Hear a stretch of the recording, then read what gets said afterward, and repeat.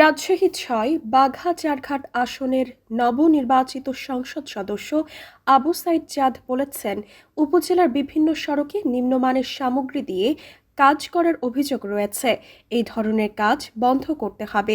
বিগত বছরের মতো উন্নয়ন প্রকল্পের কাজ ৯-৬ করে টাকা তুলে নেওয়ার চিন্তা এখনই মাথা থেকে ঝেড়ে ফেলতে হবে। সোমবার ২৩ ফেব্রুয়ারি সকাল 11:30টায় বাঘা উপজেলা প্রশাসনের আয়োজনে বিভিন্ন দপ্তরের কর্মকর্তাদের সঙ্গে মতবিনিময় সভায় প্রধান অতিথির বক্তব্যে তিনি এসব কথা বলেন। তিনি বলেন, উন্নয়নমূলক সকল কাজ নিয়মের মধ্যে থেকে এবং গুণগত মান বজায় রেখে করতে হবে। সরকারি প্রকল্পের বরাদ্দ নিয়ে দায়সারা কাজ কিংবা ৩টি বাঁশ ফেলে রাখার মতো নিম্নমানের কাজ আর চলবে না। তিনি আরও বলেন, প্রধানমন্ত্রী তারেক রহমানের নির্দেশ মতে কোনো অন্যায় করে কেউ পার পাবে না। দেশের দায়িত্বভার গ্রহণ করে তিনি পরিবর্তনের জন্য ৬ মাস সময় নিয়েছেন।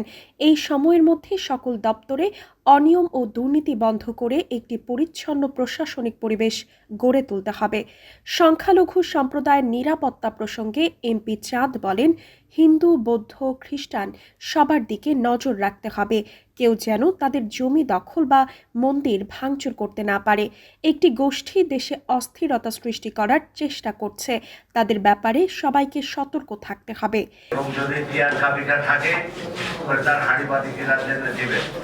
যে মন্দিরগুলো আছে, মন্দিরে যেগুলো আঘাত হয়েছে ৫ই আগস্টের পর, এগুলো যদি থাকে এই মন্দিরগুলো দেখে এগুলোর ব্যবস্থা করবে।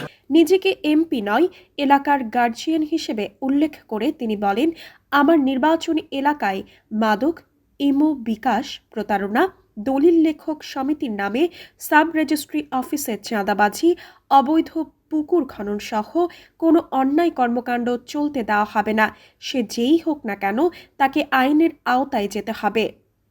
স্বাস্থ্য খাতে পরিবর্তন আনার উপর গুরুত্ব দিয়ে এমপি চাঁদ বলেন, জলাবদ্ধতা নিরসন ও সেচ সুবিধা বাড়াতে চারঘাট বাঘা উপজেলায় খাল খনন কাজ শুরু হবে। উন্নয়ন কর্মকাণ্ড বাস্তবায়নে সকলের সহযোগিতা কামনা করেন তিনি। সভায় সভাপতিত্ব করেন উপজেলা নির্বাহী কর্মকর্তা ইউএনও শাম্মী আক্তার। উপজেলা সেবা ও সহায়তা কেন্দ্রের কর্মকর্তা মনসুর আলীর সঞ্চালনায় মতবিনিময় সভায় পরিচয় পর্ব শেষে বক্তব্য রাখেন উপজেলা সমাজসেবা কর্মকর্তা খন্দকার মাসুদ রানা, বাঘা থানার ভারপ্রাপ্ত কর্মকর্তা ওসি সিরাজুল হক এবং বাঘা প্রেস ক্লাবের আহ্বায়ক আব্দুল লতিফ মিয়া।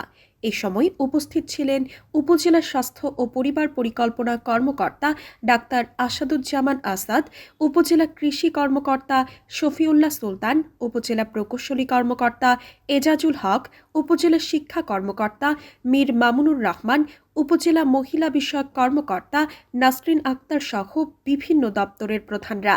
এছাড়া উপজেলা ও পৌর বিএনপির স্থানীয় নেতৃবৃন্দের মধ্যে উপস্থিত ছিলেন ফখরুল হাসান বাবলু, আশরাফ আলী মলিন, জাকিরুল ইসলাম বিকুল, কামাল হোসেন, তৌফিকুল ইসলাম তৌফি, মোখলিসুর রহমান মুকুল, সালেহ আহমেদ সালাম, শফিকুল ইসলাম ও আব্দুল লতিফ প্রমুখ।